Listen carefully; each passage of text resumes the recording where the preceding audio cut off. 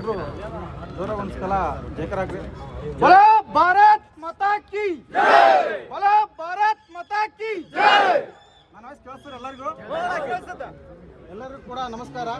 ನನ್ನ ಹೆಸರು ಸಿದ್ದುಗೋಡೇಕರ್ ಅಂತೇಳಿ, ವಿಜಯಪುರ ಜಿಲ್ಲೆ ಇಂಡಿ ತಾಲೂಕು.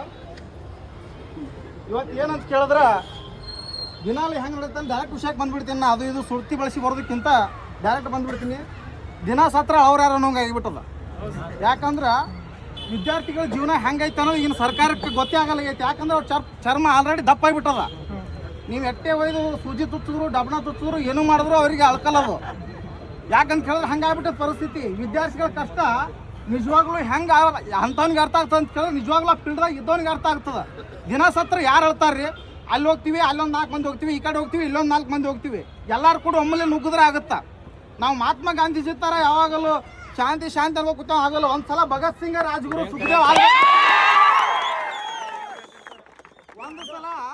ಒಂದು ಸಲ ಭಗತ್ ಸಿಂಗ್, ರಾಜ್ಗುರು, ಸುಖದೇವ್ ಆಗಿದೇವು ಅಂತ ಕೇಳಿದ್ರೆ ಈ ವಿದ್ಯಾರ್ಥಿ ಶಕ್ತಿ ಅನ್ನುವಂಥದ್ದು ಗುಡುಗಿದ್ರೆ ವಿಧಾನಸೌಧ ಗಡ ಗಡ ಗಡ ಗಡ ನಡಕ್ತದ.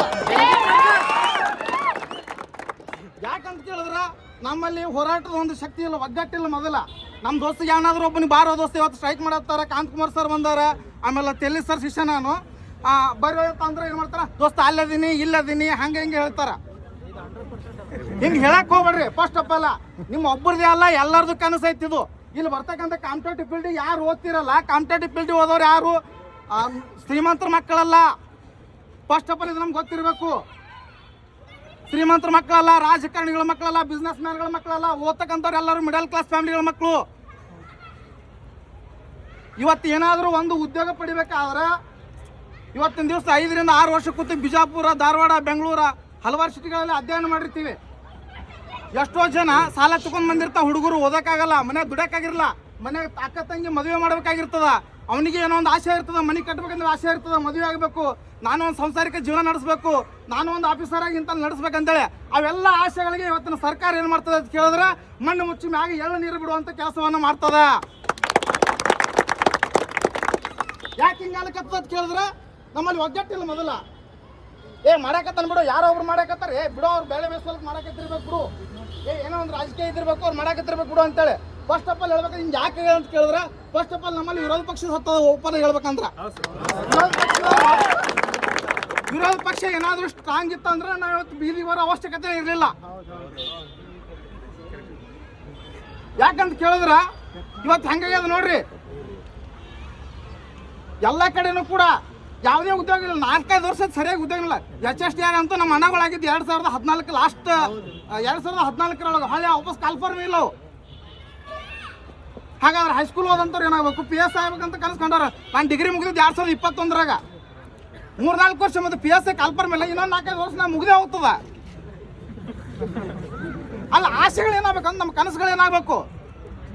ಅಬ್ದುಲ್ ಕಲಾಂ ಹೇಳ್ಬಿಟ್ರು, ಗುಡಿಸಲಲ್ಲಿ ಹುಟ್ಟು ತಪ್ಪಲ್ಲ, ಗುಡಿಸಲಲ್ಲ ಸಾಯೋ ತಪ್ಪು. ಮತ್ತೆ ಇಂಥ 4 ಸರ್ಕಾರಗಳಿದ್ರು ಮತ್ತೆ ಏನು ಮಾಡೋಕ್ಕಾಗುತ್ತೆ ನಾವು?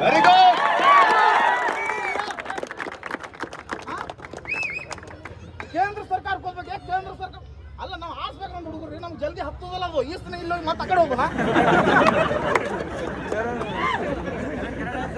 ಕನ್ನಡ ಸರ್ಕಾರಿ ಶಾಲೆಯಿಂದ ಬಂದವ್ರು ನಾವು. ಯಾಕಂತ ಕೇಳಿದ್ರೆ ನಾವು ಮೊದಲು ಹೇಳಿದ್ರೆ ನಮ್ಮಲ್ಲಿ ಸ್ವಲ್ಪ ಬಿಜಾಪುರ ಧಾರವಾಡದಾಗ ಬೆಳೆಸಿ ಬಿಟ್ಟಿರ್ತಾರೆ ನಮ್ಮಲ್ಲಿ ಕನ್ನಡದ ಅಂತ.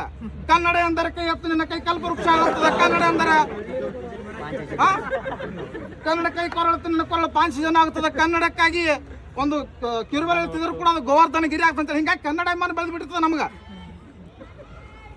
ಅದಕ್ಕೆ ನಾವು ಏನು ಮಾಡೋಣ ಅಂತ ಕೇಳಿದ್ರೆ ಸುಮ್ಮನೆ ಆಡೋನು ಬಾ ಕೆಡ್ಸೋನು ಬಾ, ಆಡೋನು ಬಾ ಕೆಡ್ಸೋನು ಬಾ ಆಗೋದು ಮಾಡಿದ್ವು. ನಾನು ಇವತ್ತೇ ಇಷ್ಟು ಜನದ ಕೈ ಎತ್ತಿ ಅದೇ ಒಬ್ಬ ಹೇಳ್ತಾ ಇದ್ದೀನಿ, ನೀವು ಎಲ್ಲಿ ಕರೆದ್ರು ನಾನು ಬರಕ್ಕೆ ರೆಡಿ. ಅನಿರ್ದಿಷ್ಟವಾದಿ ಒಂದು ಸಲ ಹತ್ಕೊಂಡ್ರೆ ಬ್ಯಾಂಕ್ ಹೆಂಗತ್ ಕೇಳಿದ್ರೆ ಕಾಡಿಗೆ ಸತ್ತುವಂಗೆ ಆಗ್ಬೇಕು ಎಲ್ಲ ಕಡೆ.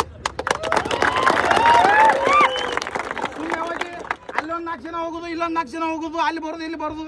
ನಾ ಬಂದೇ ಇರಲಿಲ್ಲ. ನಮ್ಮ ಸ್ನೇಹಿತ ಕರೆದ ಮಲ್ಲು, ಬರ್ರಿ ಸರ ಅಂತೇಳಿ ಅದಕ್ಕೆ ಬಂದೆ. ಇರಲಿ, ನನಗೆ ಮಾತಾಡೋಕ್ಕೆ ಏನೋ ಒಂದು ಅವಕಾಶ ಕೊಟ್ರಿ. ನನ್ನೊಂದು ಏನೋ ಮಾತುಗಳಲ್ಲಿ ತೊದಲು ನುಡಿಯಲ್ಲಿ ಏನೋ ತಪ್ಪಾಗಿದ್ರು ಕೂಡ ಕ್ಷಮೆ ಇರಿಸಿ. ಮಾತಾಡೋದಕ್ಕಾಗಿ ಎಲ್ಲರಿಗೂ ಕೂಡ ತುಂಬ ಧನ್ಯವಾದಗಳು.